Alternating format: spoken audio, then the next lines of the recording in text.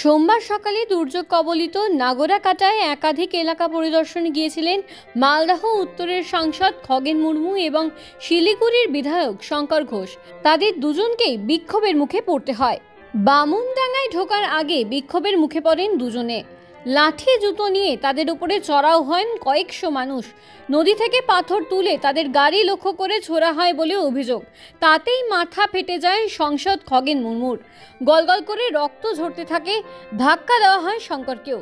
আপাতত দুজন নেতাকে উদ্ধার করে হাসপাতালে নিয়ে যাওয়া হয়েছে। তবে এখনও এলাকায় জড়ো হয়ে রয়েছেন কয়েকশো মানুষ। কেন্দ্রীয় বাহিনীও এলাকায় মোতায়েন রয়েছে।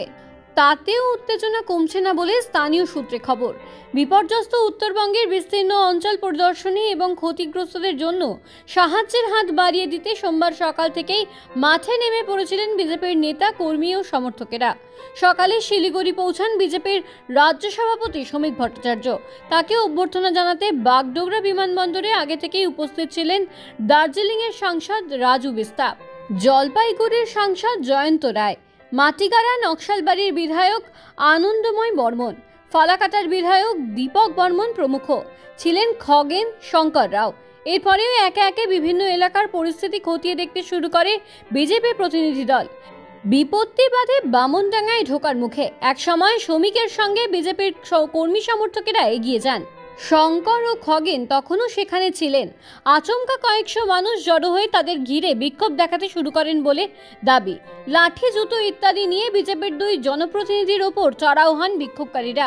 গো ব্যাক স্লোগান দেওয়া হয়, ধাক্কা দেওয়া হয় শঙ্করকে।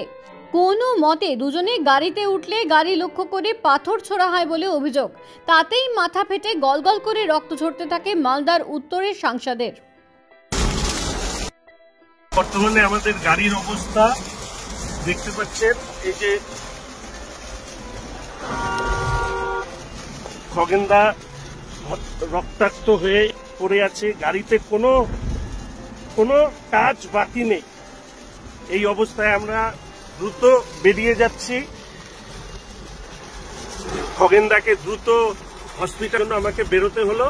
এই যখন গাড়ির সারা সব জায়গায় কাজ, এই দেখুন পাথর, এই সব লাঠি, এই যে চশমা, সমস্ত কিছু এই অবস্থায় আছে।